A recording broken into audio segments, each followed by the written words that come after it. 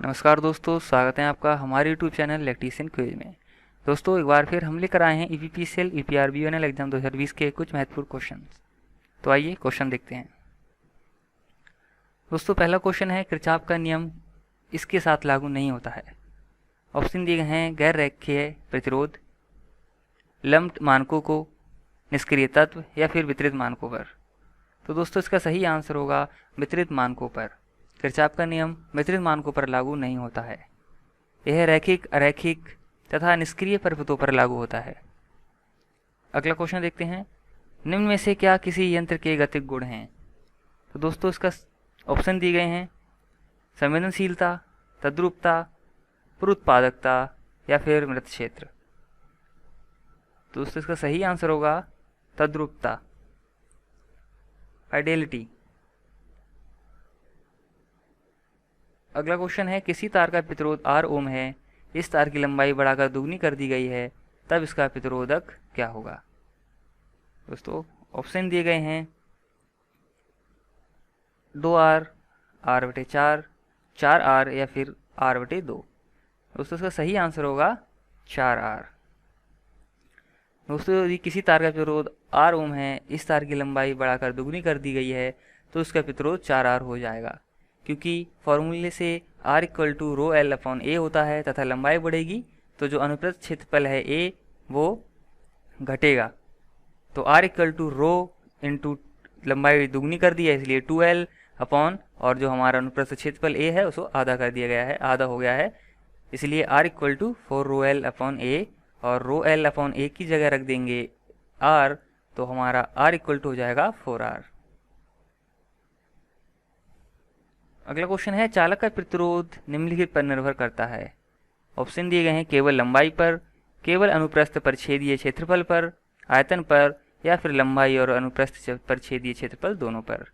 दोस्तों इसका सही आंसर यही होगा, लंबाई और अनुप्रस्थ पर छेदीय क्षेत्रफल पर।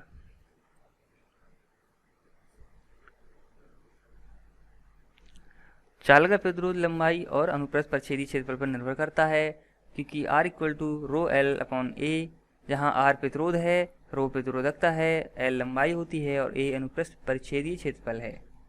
अगला क्वेश्चन है, मृदु टांका लगाने की प्रक्रिया में सोल्डरिंग फ्लक्स का उपयोग क्यों करते हैं। दोस्तों ऑप्शन दिए गए हैं, सतहों से ऑक्साइड को निकालने के लिए, जोड़ की शक्ति बढ़ाने के लिए, तापक्रम कम करने के लिए या फिर तापक्रम बढ़ाने के लिए। दोस्तों टांका लगाने की प्रक्रिया में सोल्डरिंग फ्लक्स का उपयोग सतह से ऑक्साइड निकालने के लिए किया जाता है। सोल्डरिंग क्रिया को सरलतापूर्वक संपन्न करने के लिए फ्लक्स नामक अधात्विक मिश्रण प्रयोग किया जाता है।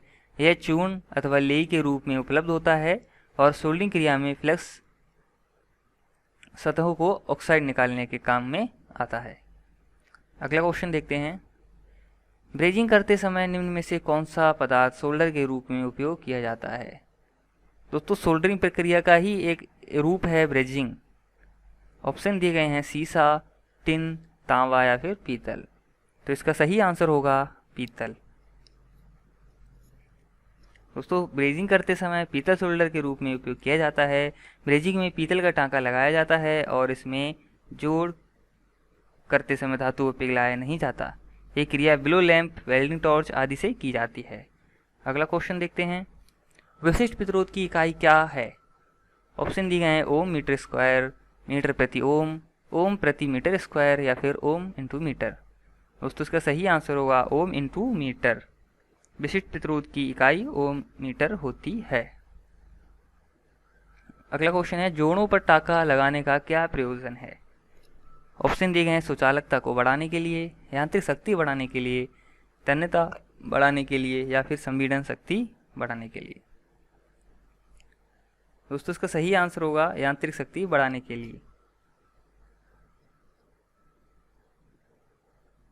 जोड़ों पर टांका लगाने का प्रयोजन यांत्रिक शक्ति बढ़ाने के लिए किया जाता है। अगला क्वेश्चन है, विशुद्ध प्रतिरोध परिपथ में धारा वोल्टेज के 90 अंश अग्र होती है, धारा वोल्टेज के साथ फेज में होती है, धारा वोल्टेज के 90 अंश अग्र या पश्च हो सकती है, या फिर धारा वोल्टेज के साथ फेज में होती है। तो उसको इसका सही आंसर यही होगा, धारा वोल्टेज के साथ फेज में होती है। शुद्ध प्रतिरोधी परिपथ में धारा वोल्टेज के समान फेज में होती है। अगला क्वेश्चन है, पानी भरी बाल्टी से जब विद्युत धारा प्रवाहित की जाती है तब दोनों ही डूबे हुए तारों के पास काफ़ी बुलबुले देखे जाते हैं। इससे पता चलता है कि सप्लाई की किस्म है। ऑप्शन दिए गए हैं दिष्ट धारा, प्रत्यावर्ती धारा, इनमें से कोई भी या इनमें से कोई नहीं। दोस्तों का सही आंसर होगा दिष्ट धारा, डीसी करंट।